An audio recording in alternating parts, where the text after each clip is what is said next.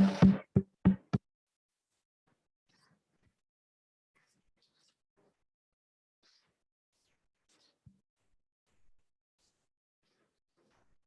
we start?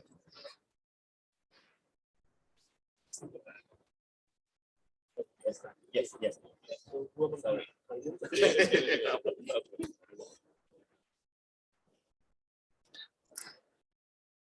Good morning, everyone. Welcome to the first session of today's first session on enhanced capacity for solar energy uptake, a spotlight on Cuba and Tonga. But unfortunate, we have a little few physical participants, but I'm expecting more to join. We have online participants as well. May I call upon the esteemed panelists to the dais, Dr. Wenceslao Carrera, who is head of the technical unit of the designated national authority, Cuba. Sir, please on the dais. Mr. David Gums, who is the principal Global South Rocky Mountain Institute. Ms. Erita Konilivu Rakai, who is the program officer from IRENA. Erita, yes, please on the dais.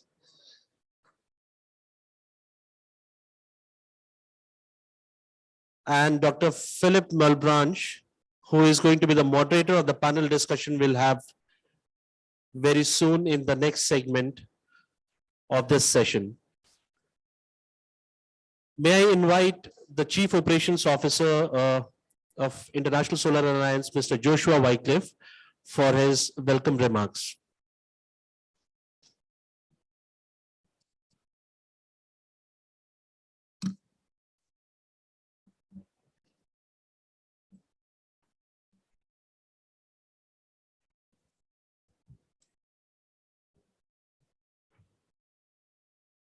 Mr. Rosel Guerra Campana, Mr. David Gums, morning, and Ms. Ariata Gonelevu Rakai Bulavanaka, and Mr. William Mulehi. Welcome you all and the participants today here at the morning session. One of those things I've noticed is morning after morning at 9:30, the session begins like that, the day begins like this. But as we progress, we have people waiting in line and standing. So I wonder sometimes how we position ourselves for some important key programs and events like this, and how we could make it fruitful in future.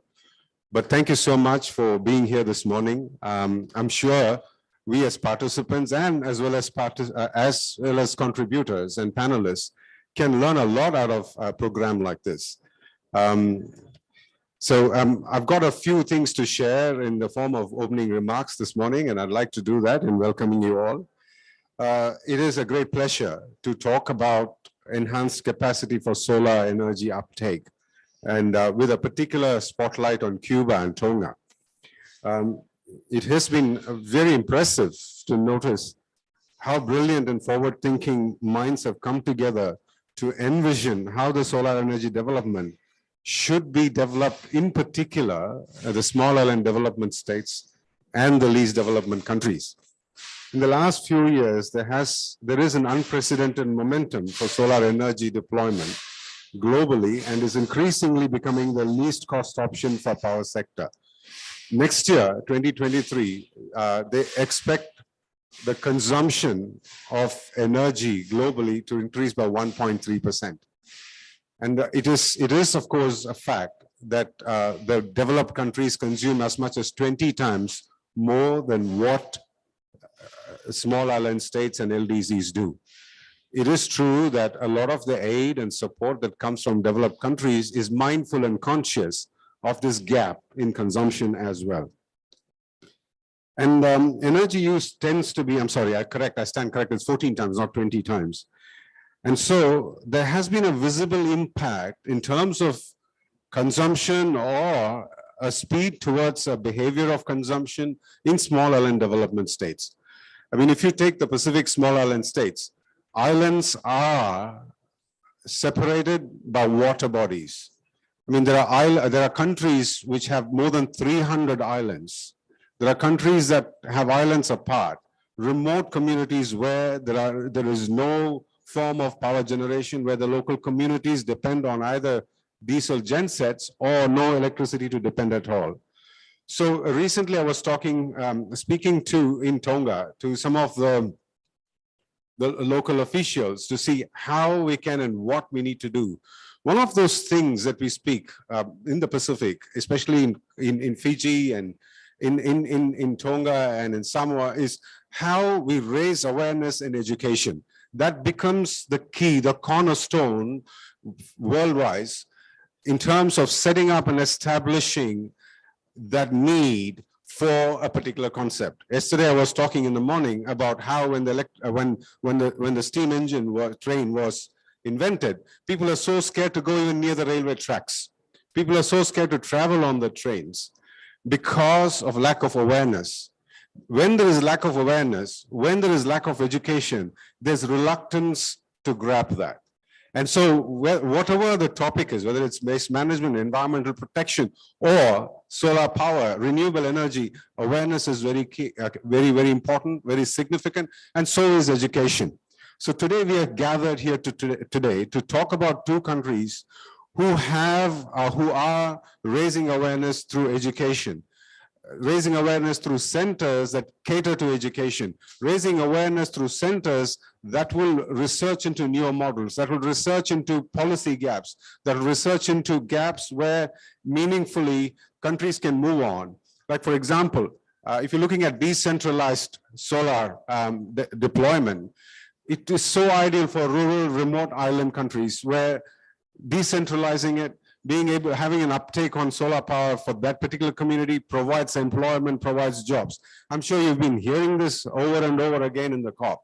You know, ambition to action is something very important, and we want to establish this on the ground. So today's program, ladies and gentlemen, is about how our Star C centers will take ambition to action right on the ground, be able to provide education and support to the local communities, provide jobs through projects.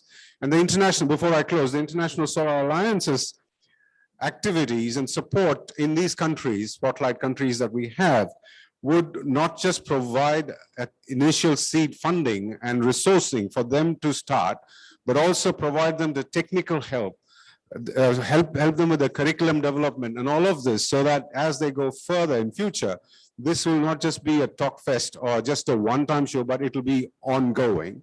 So people can take it as a model. So I commend Cuba and Tonga for being here today in the spotlight, for taking the steps towards establishing these.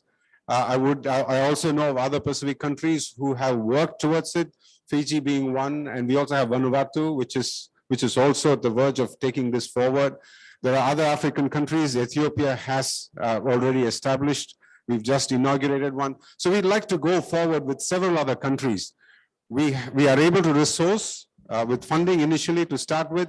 So those of you, especially member states within the SIDS and LDCs, come please talk to us officials. We have a few of us here. Either at the end of it, if you know someone who you would like to recommend, please talk to us. We are keen to take this. We've got good product and technical specialists. We got relationship specialists. We got product specialists here. So we are keen to help. And that is the key message I'd like to send. And so as we take this forward today, let us discuss ways and means of quickening this ambition to action in establishing a lot more Star C centers across the globe, just as much as Tonga and, of course, both the countries that you're on, Cuba and Tonga, have put in the action into this. Thank you very much.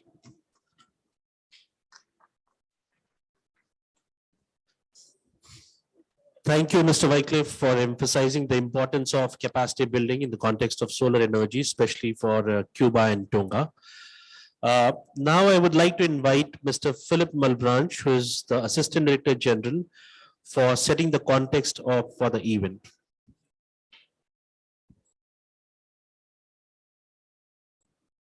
Thank you, Saba. Good morning, very good morning to all of you.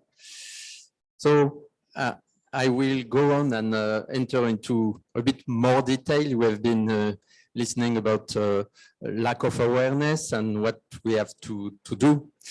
So to set up what we are proposing to set up star centers.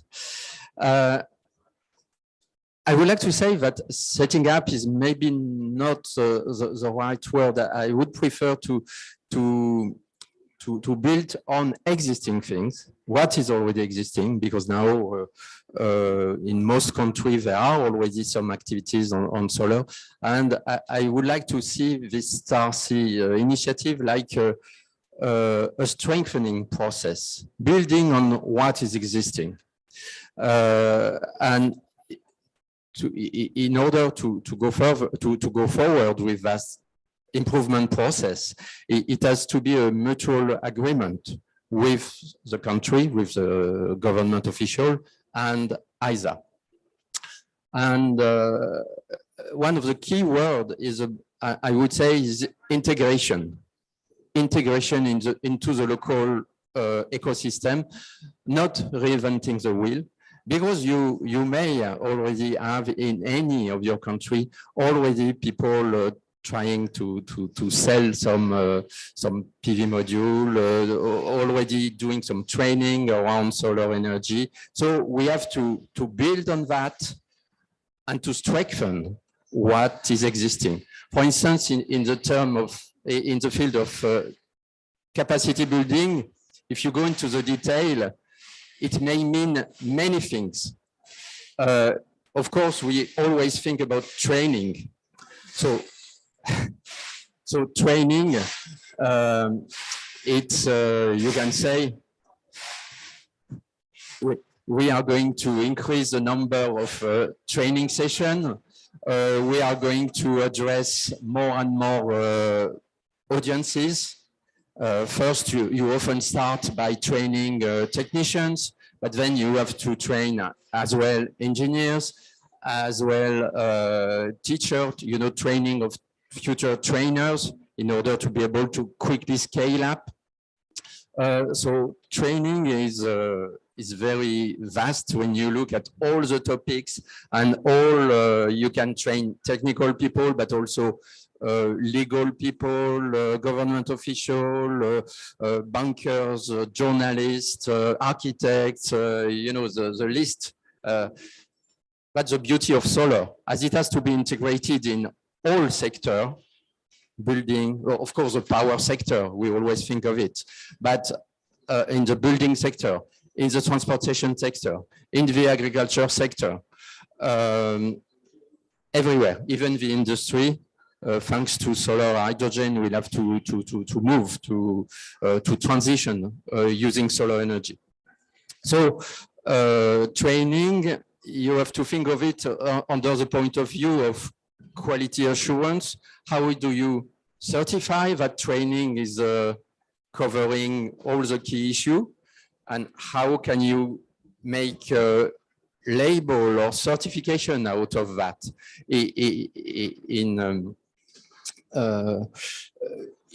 order to enable it has to be integrated in the local government policy that when they procure, when they subsidize a few things, it has to be done with the proper equipment, installed by the proper people, the well-skilled and therefore certified people or companies. So all this, when you go into the detail, there are many topics to be addressed. And the same for testing. If you want to strengthen the test facility, maybe you have already in a specific country or in your country, you may have specific test facility, and then you have maybe you already are testing solar pumps or solar street lights or whatever, and then you may to extend the type of test you would like to be able to apply. Same for expertise. You may have some already modeling tool, but you would like to have more precise or access to specific database, or in your repository of guidelines, maybe you miss certain topics. So all this can be improved. As well, regarding innovation, incubation, entrepreneurship, how to encourage the setting up of new services. All this has to be factored in and integrated in the local. So you see that capacity building can cover many topics. And at the end, as it is a process, we have to be able to monitor it with the right criteria, the right indicator, in order to follow. And in this mutual agreement, mutual contract between ISA and the local government, we have to be able to follow, to monitor the number of training sessions, the number of trainees, the number of trainees getting a job afterwards. Because it's useless to just to make a training session if people cannot apply for a specific job, for a skilled job. I met in some case, I've been in some country where discussing with the taxi driver, he was trained in solar, yes, but he never found a job. So we have to be careful with all that, and we have to track, to monitor all this. I will stop here. I will leave to Sabah to go into more detail regarding Cuba. And okay, I hand over back to you. Thank you, Philip. I think you have set the context very well. You have already done half of my work. I have a small presentation on what STAR-C is all about, what the STAR centers are all about. ISA has been working with the member countries since 2015, and there are a number of organizations, either bilateral, multilateral organizations, even the NGOs, international NGOs, working with many countries on solar energy.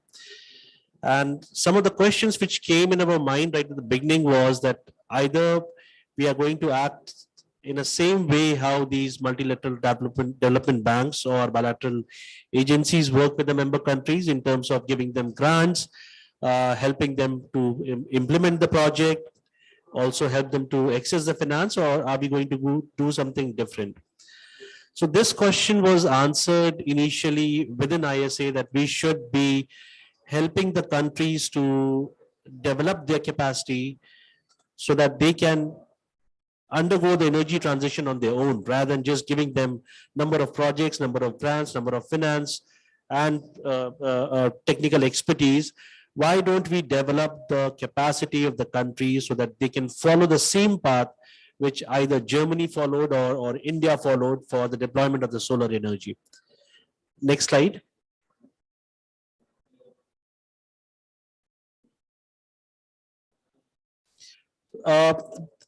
ISA has developed a flagship report which is known as Ease of Doing Solar, and it has shown how each country has traveled a journey from potential to achiever, whether it's Brazil, India, or UAE. They all were potential at one point of time, and now they are considered as achievers in solar energy. But this journey has been traveled by the countries with little bit of support from outside, with support from the technical experts, supports from the financial institutions. But all the countries, and that's what we also realize for any country, any member country for us, whether it's SIDS, LDCs, that they have to travel this journey. They have to travel this journey from potential to achiever. Now, how that happens is, of course, the country's choice. Either they completely depend on grants, they completely depend on assistance from the developed countries, or they develop in-house capacity so that they're able to transition through the entire journey by on their own. But in this transitioning, there are a couple of gaps which we observe, which we all know as well, in terms of the infrastructure the countries have, the kind of awareness level that countries have, especially at the policy making level, or the skills the country carries with the technicians or the professionals working on the solar energy. So that's how the STAR program was initially constituted or developed. It was We were working with the member countries, but we became more active since last year, reaching out to the countries to help them understand what the STAR centers are all about, how the countries can benefit from the STAR center, how they can develop their own capacity, own capability, so that they will be deploying the solar energy on their own rather than depending on different agencies or different developed countries. Next slide. So right now we are working with number of countries. Since beginning of this year, we have reached out to more than 25 countries, and we have now got interest from more than 6 countries in terms of developing in terms of setting up the STAR Center. We have already launched the Ethiopia STAR Center, which we launched yesterday in one of the events. We have signed the memorandum of understanding with Cuba and Kiribati now. We are in the process of signing it with Cameroon, Cote d'Ivoire, and Somalia. We're also taking this slowly because it's also a learning journey for us. We don't want to go very fast and develop these centers without learning from what is the result of these centers. So that's why we are also going a bit slow. So this year we have a target of operationalizing Ethiopia and Cuba. We already had all the need assessments done for Ethiopia and Cuba. We are soon going to start for Kiribati, but of course we are going to operationalize the 2 STAR centers in Ethiopia and Cuba by end of this year. Next. So this is just a theory of change which ISA follows in terms of what are the issues which ISA is following. The 3 issues that are prominent for us in the member countries are energy access, energy security, and energy transition. We have prioritized 3 areas to address the 3 challenges: analytics and advocacy, capacity building, and programmatic support. As part of the capacity building, we are developing the readiness and providing enabling activities to the member countries. We have certain targets for end of this year, end of 2024, end of 2026, and end of 2030. As I said, by 2022, we are aiming to operationalize 2 centers. By 2024, we are aiming to operationalize 10, by 26, 30, and by 2030, lastly 50. Next. So these are the 4 main functions of the STAR centers, what we are aiming at. We don't only want to restrict ourselves with training. We also want to provide testing facilities, a knowledge center, which is a repository of all the information, policy, regulation, standards within the country, and also helping the countries to do a little bit of innovation, incubate enterprises at the early stage. These are basically the 4 areas which have come out from our country level consultations, where the countries have identified these 4 crucial areas in order to accelerate the deployment of the solar energy. So that's why this is the focus right now for at least this year and next year.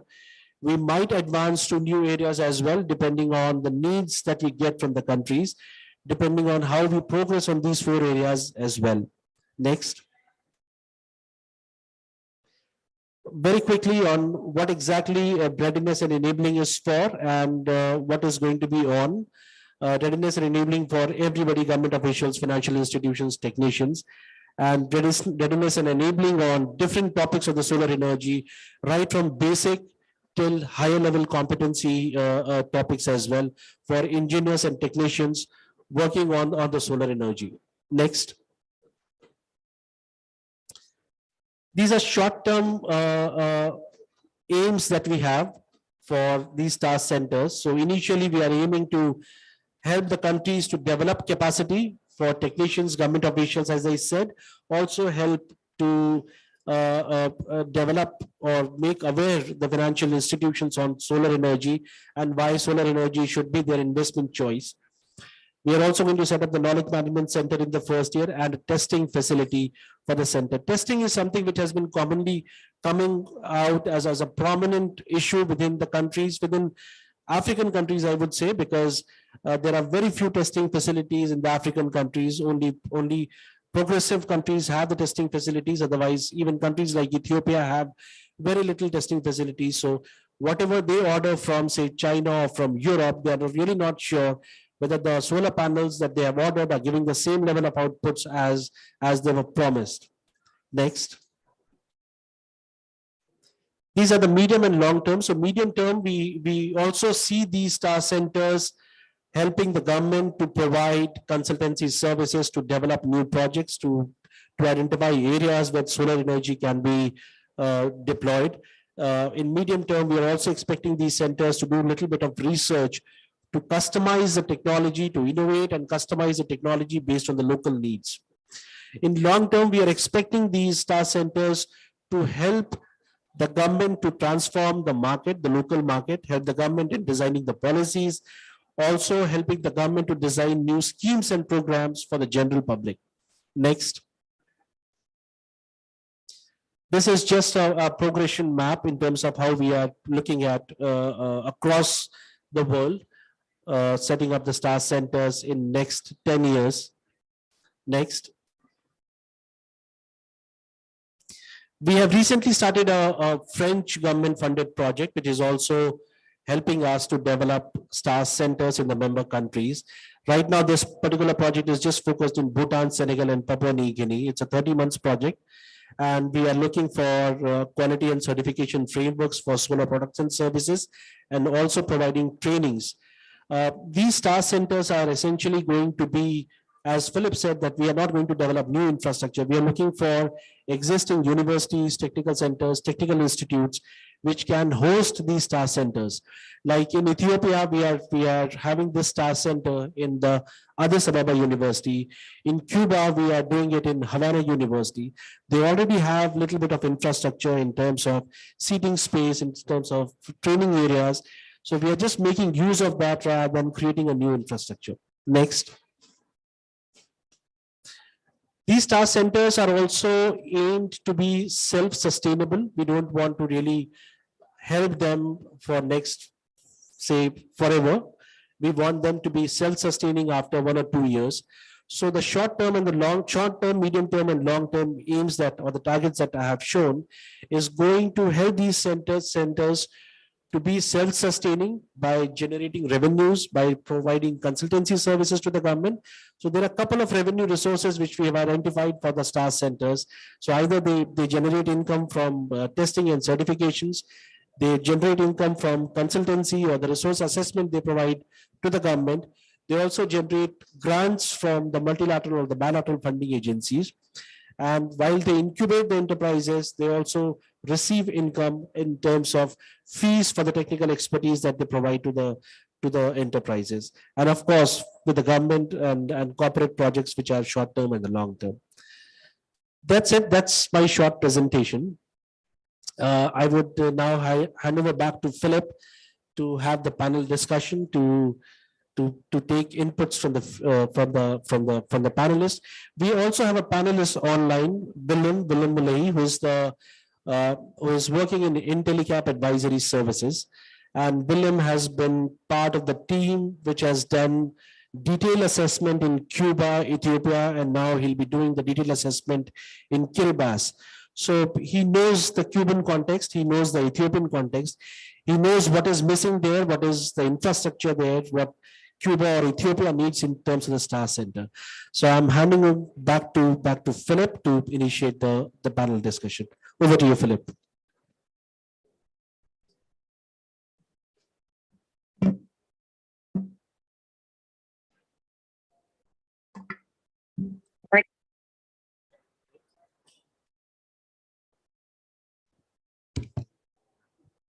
Okay, thank you, Saba.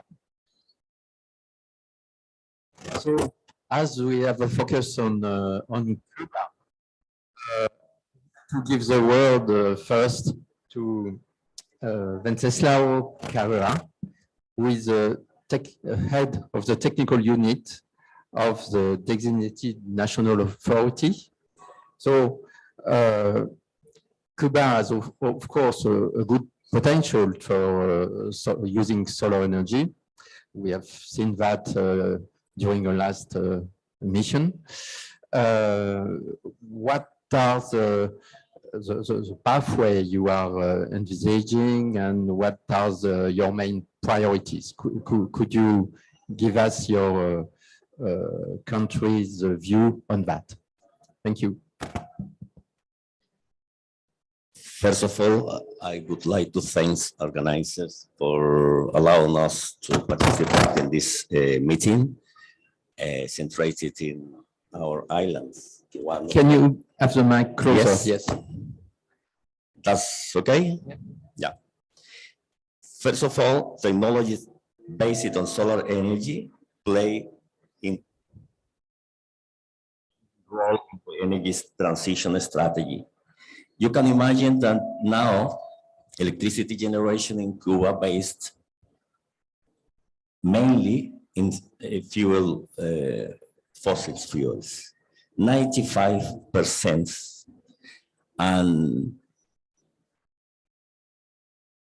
around 50% of this fuel is imported. And what's the main goal or our desires to reach in this 100% of electricity generation based on renewable energy? Some elements to strengthen solar ecosystems I will mention. One of them is a study of the potential and use of technology. The potential in Cuba is very high, with the radiant energy from the sun of around 5 to 6 kilowatts per hour in our country. It means 0.5 kilograms of oil. And we have an aspiration of installing more than 3,000 megawatts in the next years. Another element is the legal and policy framework. We think we have in our country a strong policy and legal framework. We have a concrete decree law specifically for development of renewable energy and energy efficiency. We have also a state plan for confronting climate change.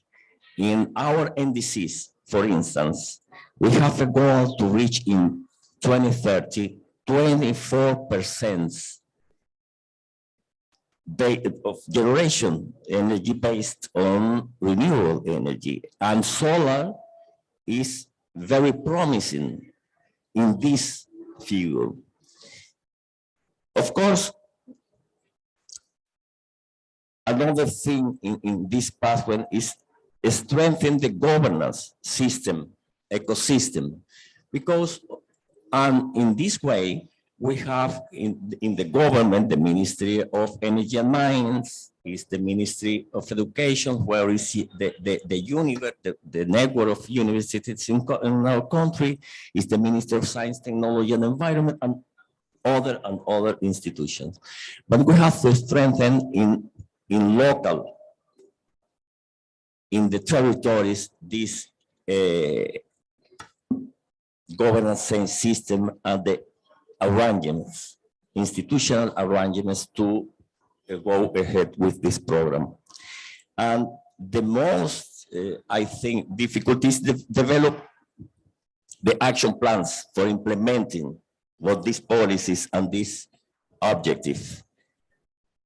This is one of the fields with the greatest challenges: economic, financial, organizational, and technological barriers we have in this. And of course, the development of human resources capacity, training, science, and innovation issues are vital, to which special attention is paid and to which the center will contribute in our country. We think this is some of the main elements that will help us in the pathway to reach the objective in the renewable energy, where solar is one of the main technologies. Thank you. Just one question. You told us about this objective of 25% per 2030. Is it 25% of the electricity mix, power mix, or the whole energy mix of Cuba? 24% to 2030 on all the mix in Cuba will be based on renewable energy. And this renewable energy include solar, wind, biomass, and water. But you know, water in Cuba is around 50 megawatts. And the main sources will be solar and wind. And we think biomass will play also an important role in this mix. Okay, and my second question would be about this capacity building program. Which priorities would you set at first? Or would you prefer to start? Will it be about training or ensuring quality assurance with testing and better qualification of equipment? Should it be about developing more expertise, local expertise? Should it be about facilitating entrepreneurship and innovation? What would be your main expectation to start with? Yeah. First of all, the STAR Center in our country, of course, will have the full support of the government. And the center, the headquarters of the center will be in the University of Havana. But the center is supported by the network of 10 universities in Cuba and institutes and other organizations of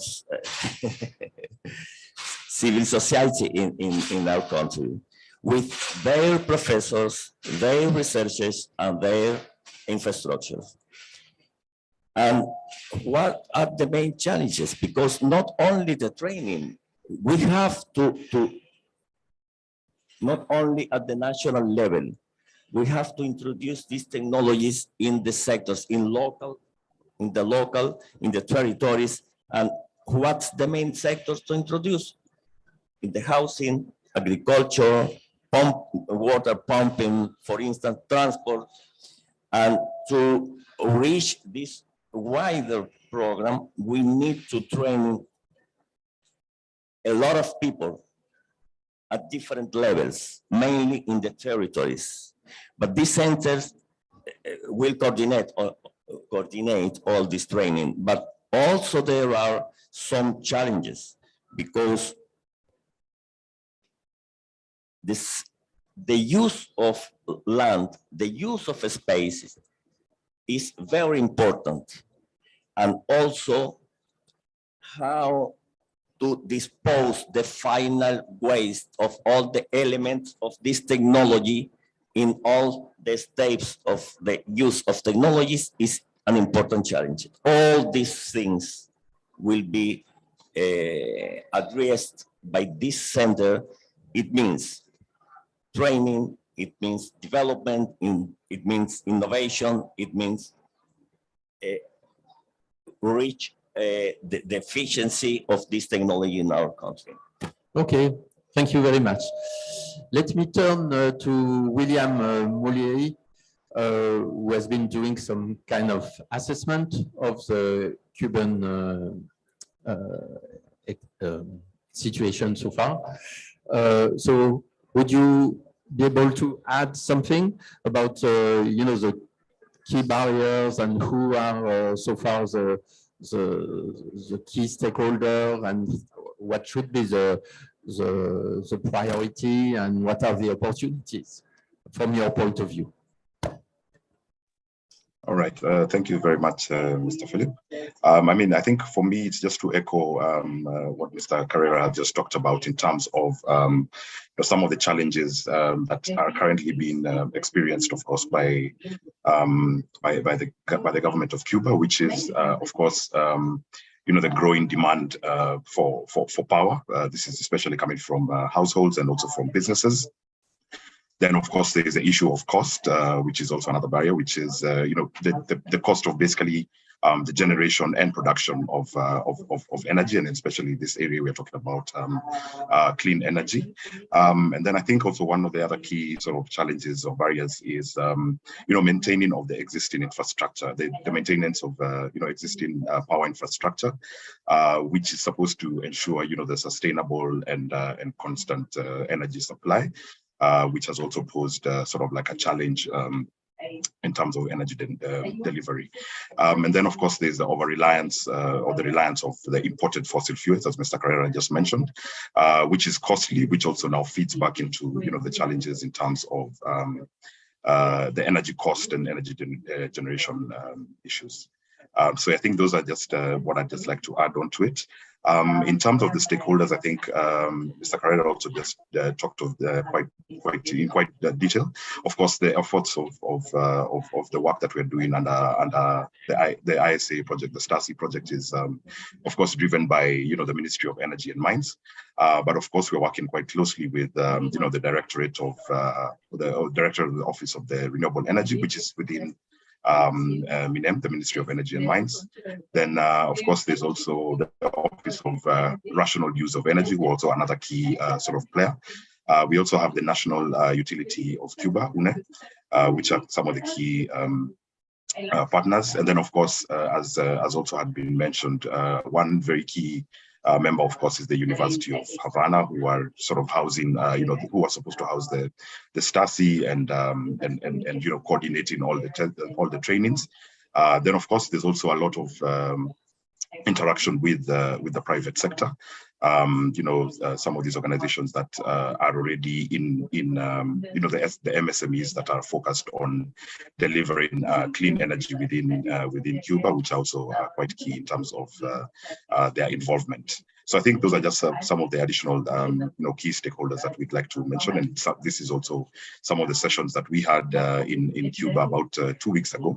We interacted quite a bit with a number of these institutions, and they gave us quite valuable input, that sort of corroborates what Mr. Carrera just talked about. Thank you. Thank you.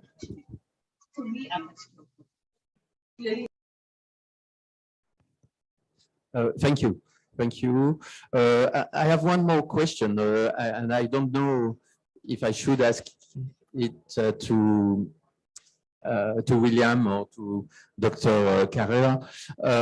What is the current situation of the market? Who are the stakeholder? Are there already an existing market? Because it's always a chicken and egg problem. Should you start training the people, and then if there's no existing market, they will have no job? Or is there already some job existing, some company existing, and then they will need some additional skilled people?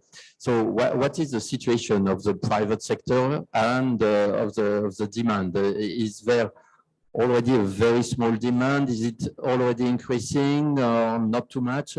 Could you give some your view on that? Maybe Dr. Carrera?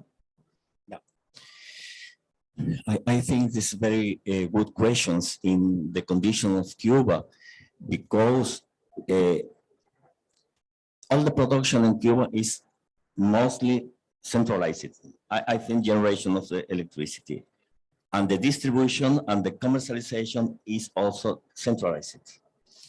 But in the last 2 years,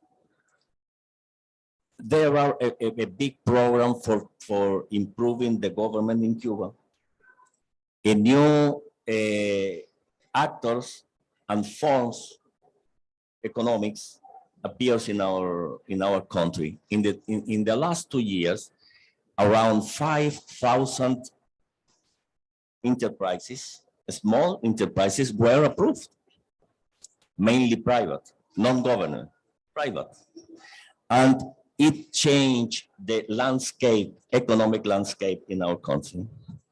And the things, how to involve all these enterprises to support this program of in renewable energy generation, in energy efficiency is very, very important.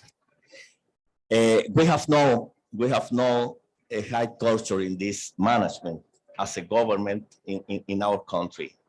And it needs regulations, it needs more than regulations, coordinations, it needs create environment, enable spaces for all these activities that in the base of all these enterprises, energy is the substantial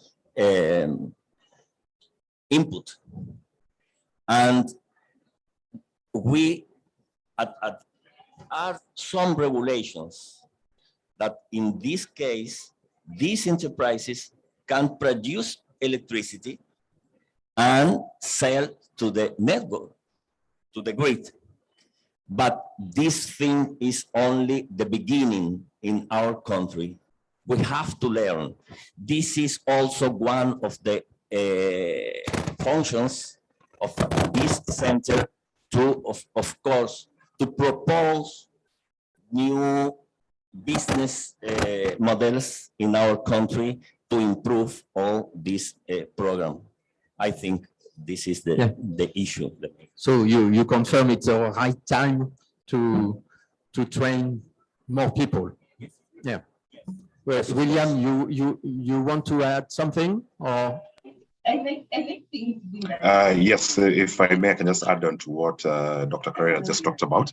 I think what he's rightly put is that the government is the one that creates the the enabling environment, which is in turn going to feed back into the private sector coming in and as you can see, I think from the presentation that has been run from Mr. Saba, there's a great intention by the government of Cuba to to move from the traditional fossil fuel to more cleaner and more sustainable energy, which I think is a step in the right direction, and then that feeds back into supporting the private sector, and this is part of the work that also the STARC is intending to do.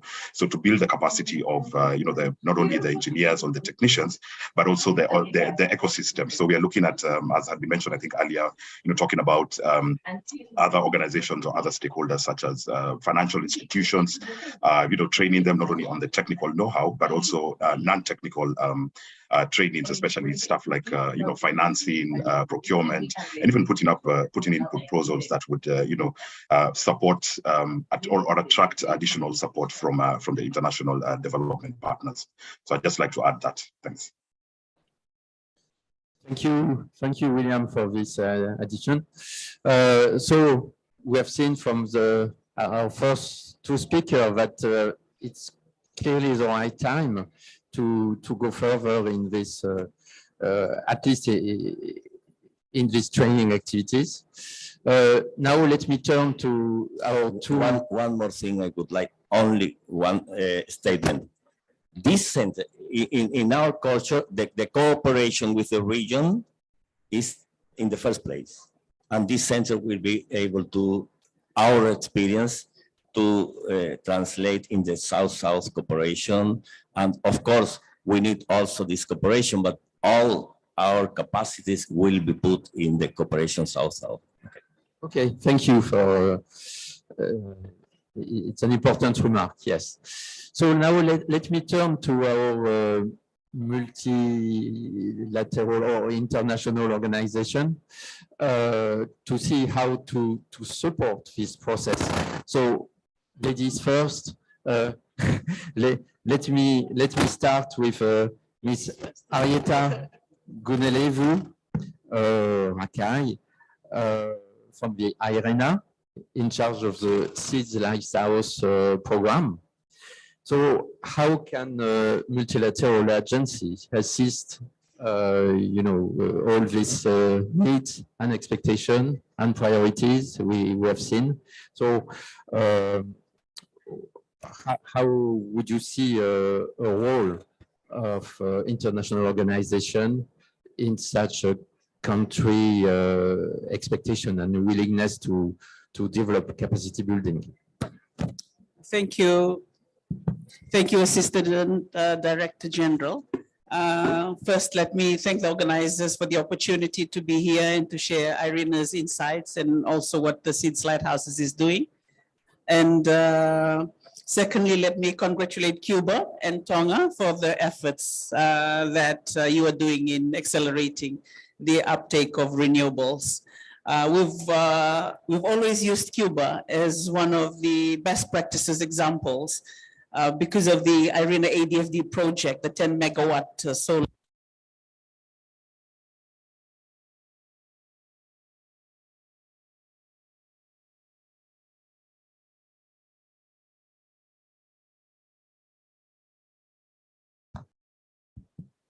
Yeah, yes. Hello? Yes, it's true. It's true. Okay. And this is one of the projects that showcased the strengths and the advantages of utilizing local capacity. They utilized the local capacity to install this 10 megawatt project. And in this scenario, they were able to save enough to get another 2 to 3 megawatt, extra 2 or 3 megawatt. So we've always used this example. There is capacity locally, it needs to be strengthened, but we just need to work together.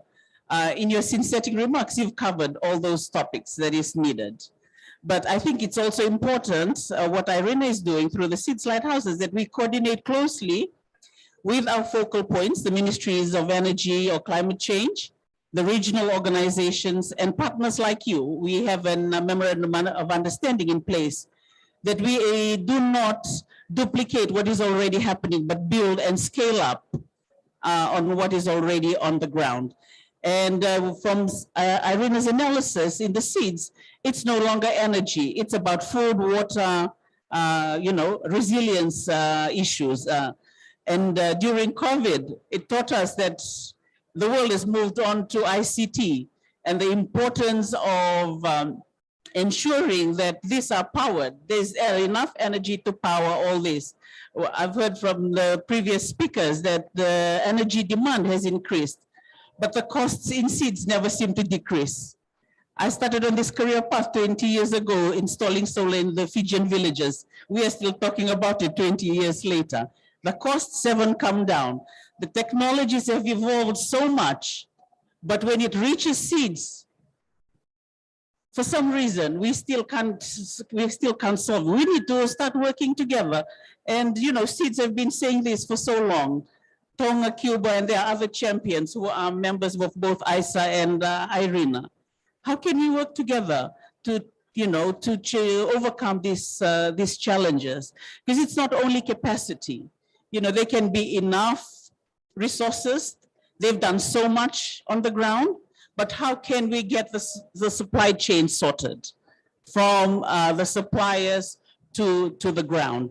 The other thing is financing. The islands have been saying this, the seeds have been saying this. So, but I would just like to say for IRENA, we provide the support for project facilitation. It's part of our MOU. And we have the ETAF facility. And I think we should try and help the seeds in coming up with the bankable projects that can access these funds. And if we can, train the financing institutions as well, they need to streamline their bureaucratic processes. Accessing just $1,000 is like writing a PhD thesis. It takes 10 years, but this cannot be happening anymore. We should try and translate it now. If we've been doing it 20 years ago, we're still talking about it, we might be here in the next 100 years.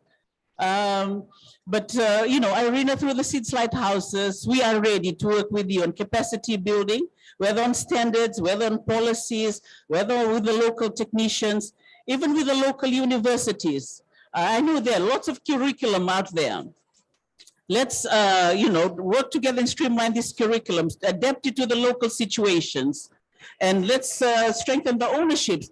I know in the rural communities of the Pacific, just because I'm from Fiji, they're training their own local, the youths, the women with Barefoot College, right? Everyone is being trained now. They all know how to put a solar system together. But we, the international community, need to work with them. And we hope that IRENA, to a small degree, we can provide that platform in bringing everyone together. And on this note, we have the seats ministerial in the margins of our IRENA Assembly on January. You are invited, Excellency, and all our partners, please. You'll be receiving invitations from us. Let's continue to speak with one voice to bring about change. I will stop here, and then if there's any follow-up questions. Thank you very much for bringing this several issue of the supply chain, of not reinventing the wheel with a better coordination, and making loans easily affordable in your local commercial bank. It should be as easy as buying a motorbike or getting a loan for, yes, 1,000 or 2,000 USD. And it's true that it's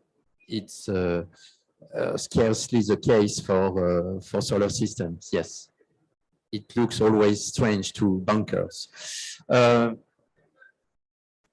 me go now to David to get your view on how to support this, and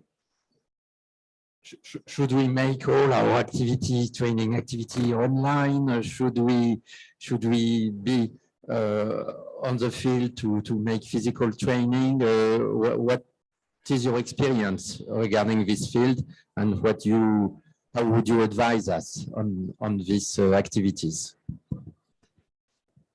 Good morning, everyone. Thank you for the opportunity to participate in this panel session. I think it's very timely. It could have been a little sooner, but given the climate that we're currently operating in, it is very timely. And the way I see this, I'll draw a little bit on my perspective from someone who was born and raised in a small island state in the Caribbean and faced many of the challenges that Tonga and Cuba has faced. And as a former CEO of a utility, dealing with the capacity challenges at the utility, and now in the space that I'm in, working with the Rocky Mountain Institute, RMI, to basically try to bring solutions to the table around capacity building and the transition to renewable energy. And I see it from a couple of perspectives. Anguilla and all of the Caribbean islands are faced with the same challenges.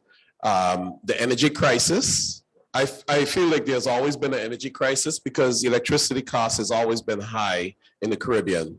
But we've now sort of duplicated costs in a sense, where we used to sit at 30 cents per kilowatt hour. We're now, that's US cents, at 60 US cents per kilowatt hour. And we are in the region on average, per capita income is about 1/4 of that. I always reference the US because that's the next developed market in our region. 1/4 of the US per capita income. But the energy cost is 4 times higher than the US. So you can imagine the economic challenge that brings to a local economy.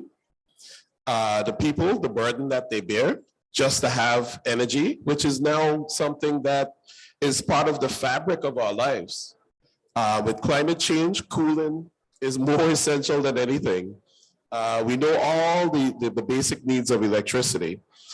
But on top of that, we have the challenge of confronting climate change and doing our part. And islands want to do it, but the first thing they want to do is resolve the economic challenge. The energy cost is way too high and it's burdensome. And with that, we try to bring a perspective of cost reduction, resilience, and equity, because what we're doing now is championing a whole transition, a shift to a new market, new ownership, and we want to make sure that there's still some local involvement. Now, specifically when it comes to the deployment of solar, we don't have a choice anymore for many reasons. I touched on a little earlier, but economically, it's something that we must do, and we have the appetite to do today. Everybody, every island in the Caribbean wants to transition, and they want to do it rapidly. There are a lot of 2030 targets that are extreme transition targets, because we only have 7 years to make it happen. To make that happen, the demand and the pressures for local capacity is more than it's ever been before. And there are many reasons that were outlined in your presentations earlier.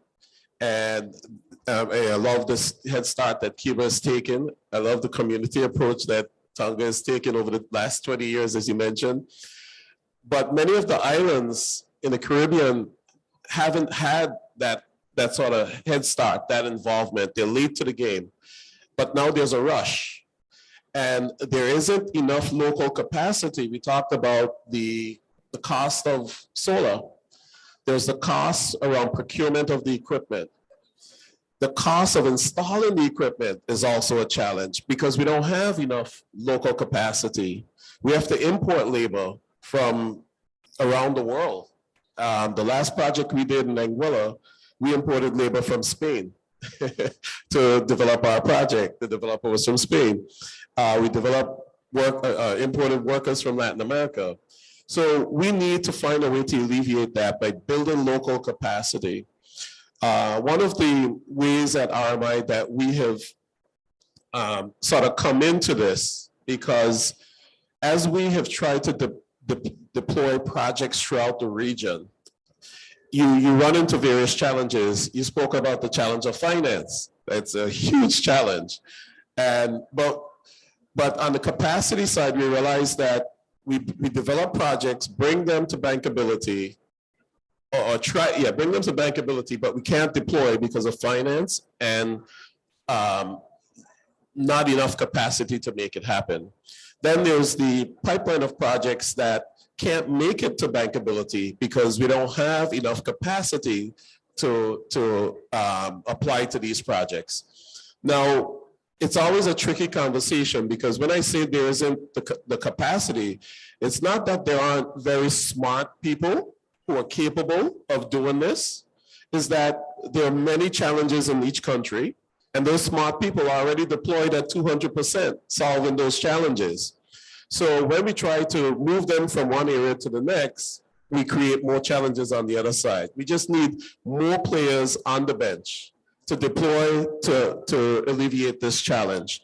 So what we've done is we've launched just last year the Energy Transition Academy in the Caribbean, and it's going to be deployed across Africa and Southeast Asia the same.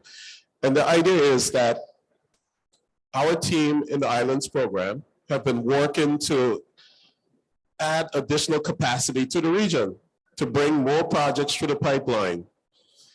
But we're only a team of 20 today. We were even smaller a few years ago.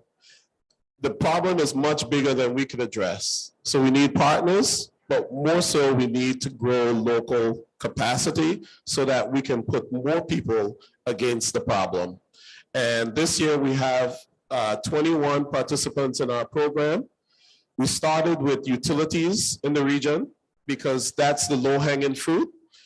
They have a lot of technical expertise, but sometimes they just don't have the very specific skill sets to apply to the various parts of the transition that needs to have it happen. So we basically share knowledge and impart our knowledge on every aspect of renewable energy deployment, from concept to project management and commissioning. And by sharing that knowledge, we're hoping to broaden the base of people that are available to attack this problem. We're going to launch the next series with regulators and developers and educational institutions, so that we can just build momentum around this. So that's one of the areas that we think has a lot of potential, and we look forward to bringing that to not only the Caribbean, but the rest of the world. Thank you for this interesting thoughts and yes, sharing your experience in the region. I would like to check if there is or if there are questions, whether online. Sabah, I saw maybe some question in the chat. I'm not sure. Or y a-t-il des questions?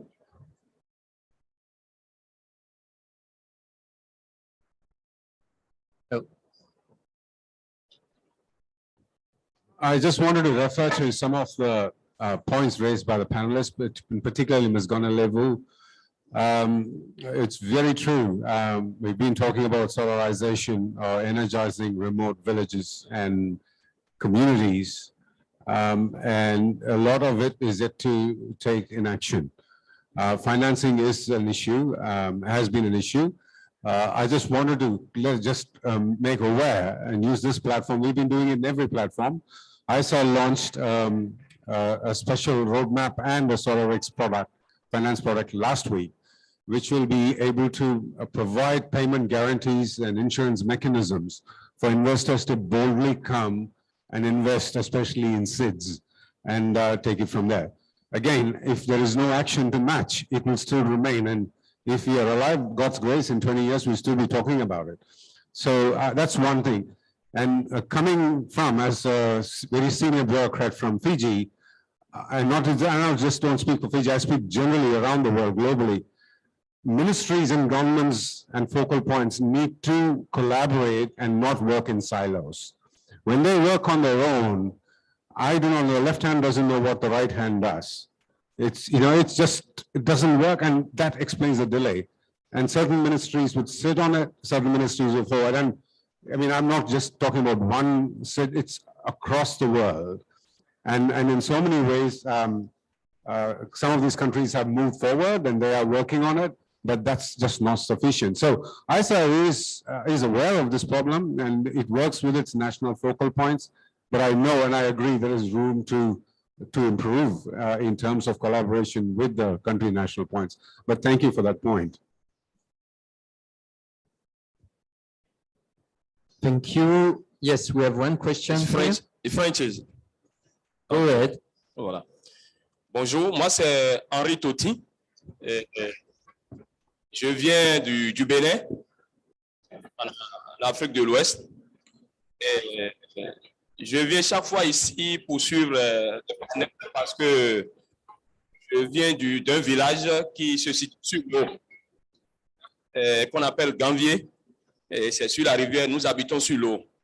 Et notre grand problème, c'est l'électrification. Parce que nous sommes au milieu de l'eau et toutes les cases, toutes les habitations sont sur pilotis. Et je suis intéressé par tout ce qui est dit, mais je me demande quelle est la position du Bénin aujourd'hui dans ce réseau.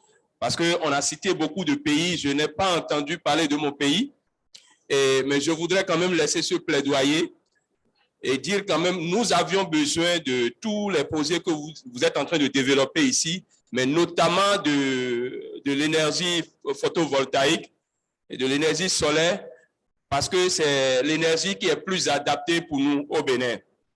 Nous sommes sur un programme, je dirige une ONG de jeunesse qui est spécialisée dans l'économie verte, et nous sommes sur un programme du gouvernement dans la cité lacustre de Ganvier, un village indigène dans lequel je vis.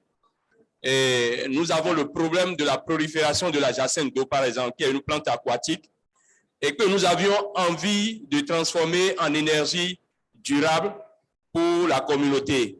Déjà, nous avions des innovations autour de cette plante aquatique envahissante, et nous produisons des charbons, des biocharbons pour la communauté, nous produisons du compost et des sacs biodégradables.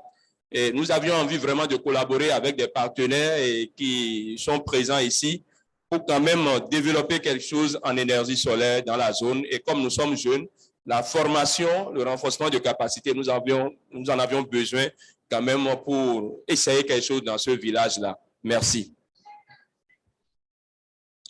Okay.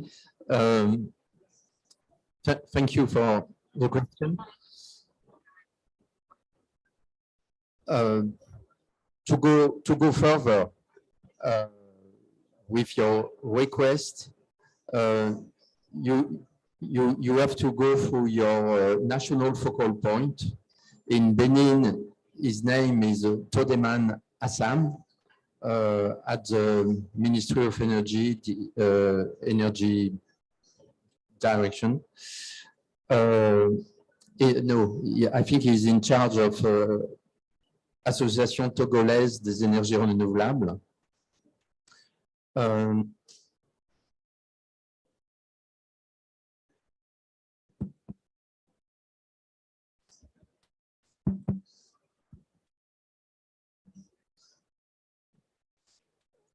So you have to touch base with him and see how you can go further, and then we will see if we have some program or training session which may fit your need.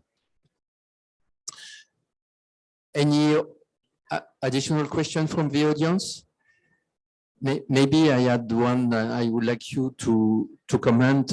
You told us about this affordability issue and your need for skilled people to develop your project. Were you thinking, I think there may be two situations, you know, developing large project, you may need additional people.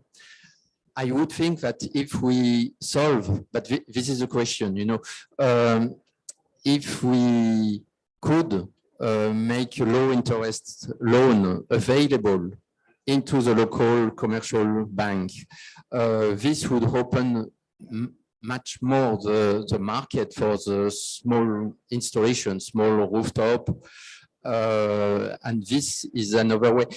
I don't think we need the same tool for all the market segments.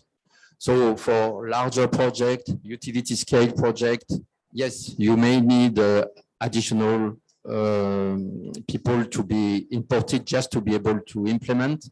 But on the longer term, you have also to get prepared. And then is my question, should we first start by training bankers? We have a program within ISA on bankers training. So should we insist on that and make a specific session on in Spanish language for Cuba and the region? Would that be an opportunity, a possibility, you know, to enlarge and to propose a larger diversity of tools and actions depending on the specific market we address? Who would like to comment on that?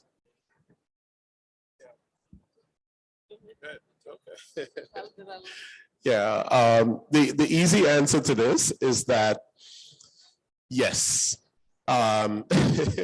we have so many challenges to overcome to meet our target, right? Like I mentioned, the targets are very aggressive.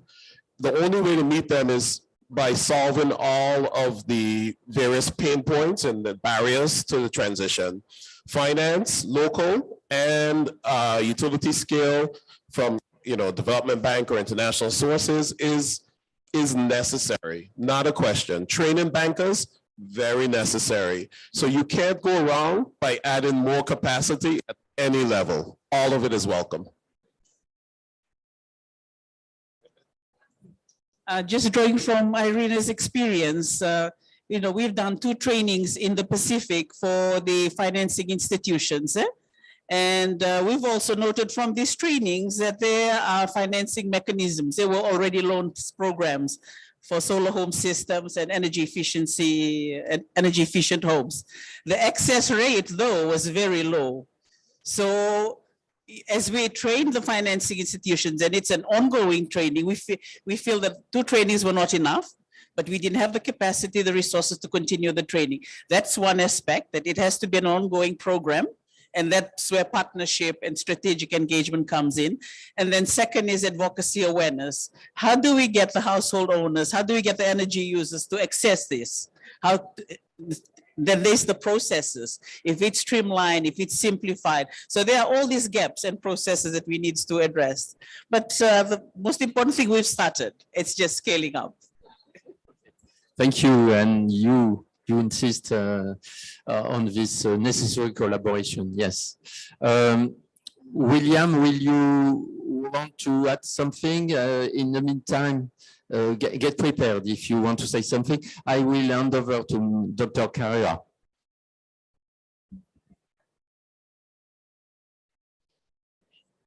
About the financial system in our country and banking, we have to improve a lot of things. And there are taking some measures.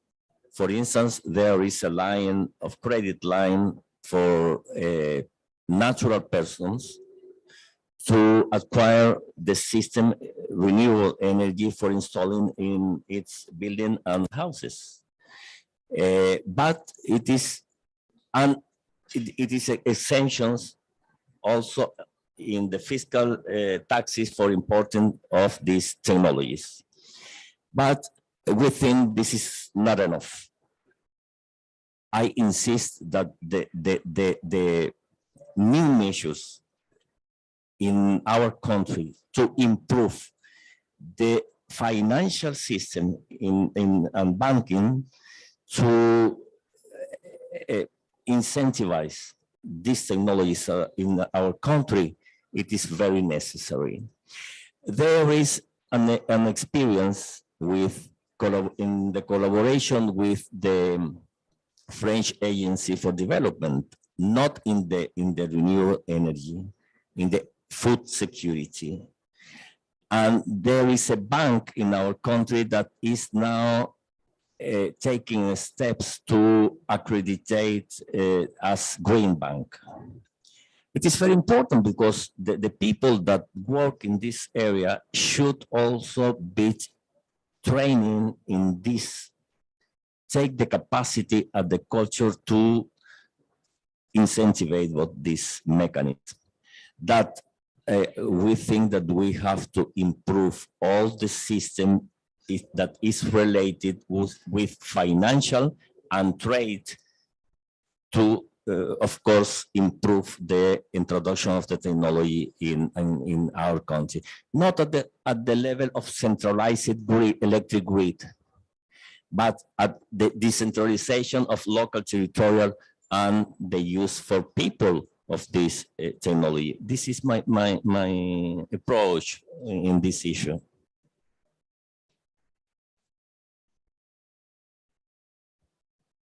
Thank you for this comment. William, would you like to add another comment? Yes, thank you, Mr. Philip.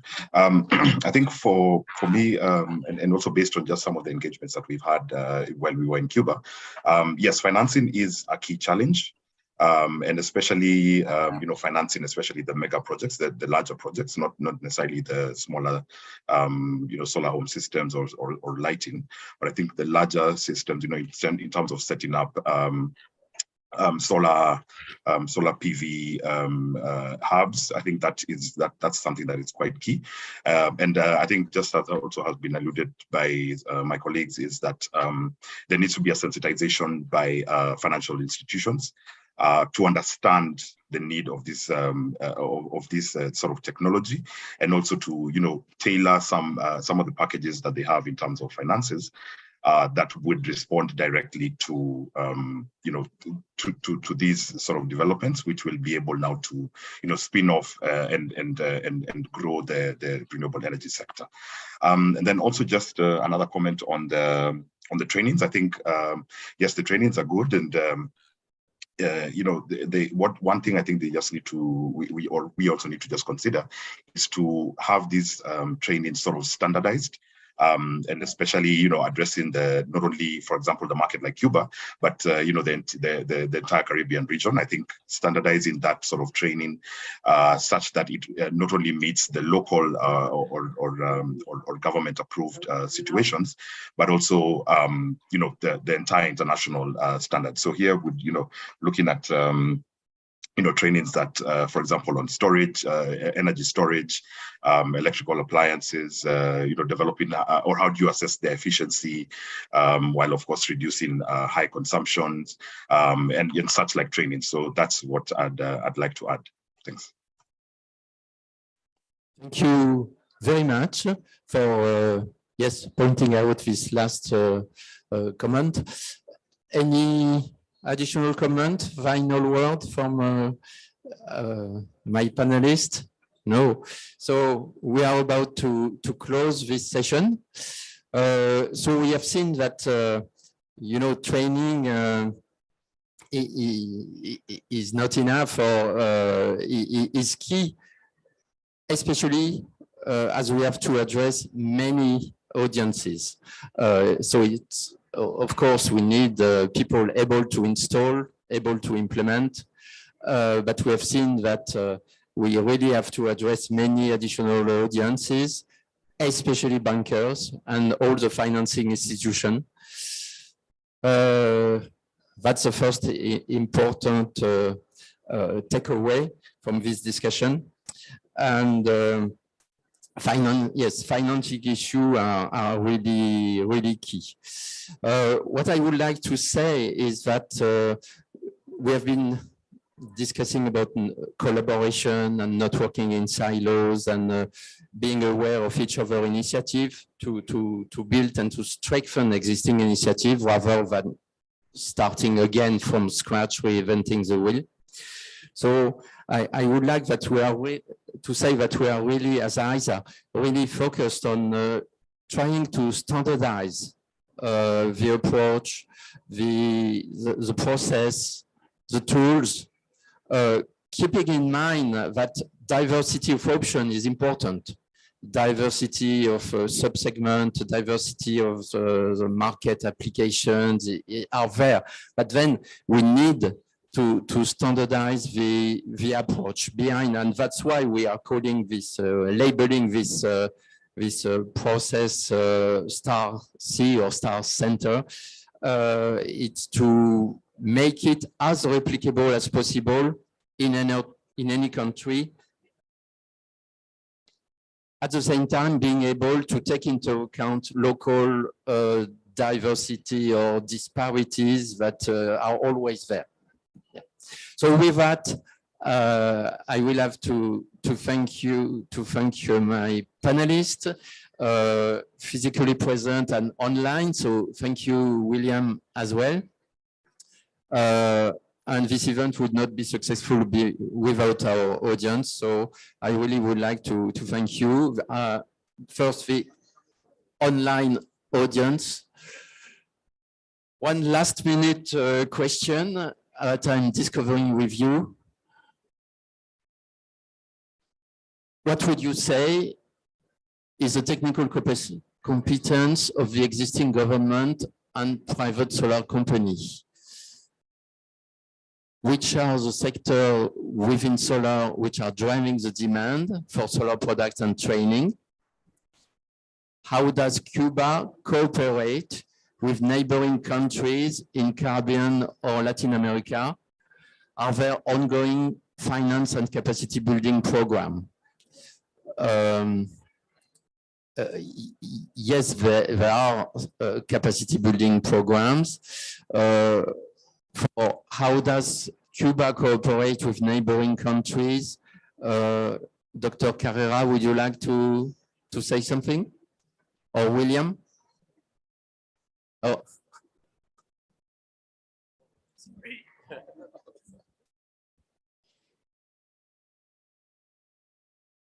In the framework of the universities, there are a cooperation with other universities in the region.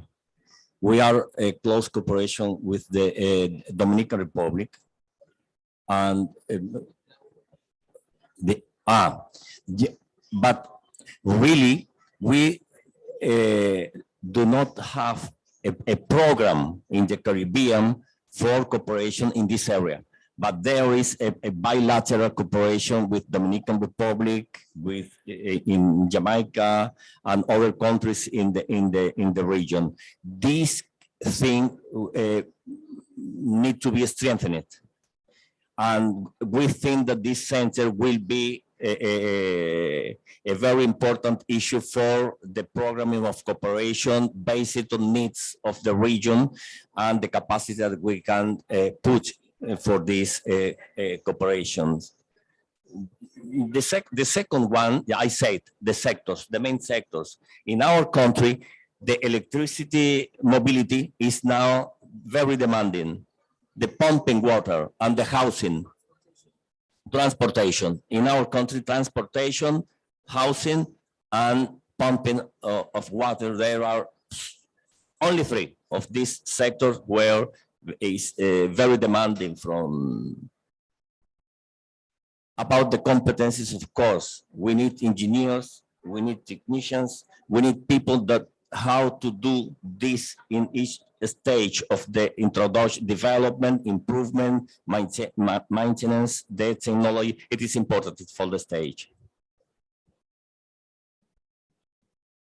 Okay, now we are exactly on time. We have to close the session. So thank you all again, my dear panelists and the audience. Thank you and have a good continuation. Okay.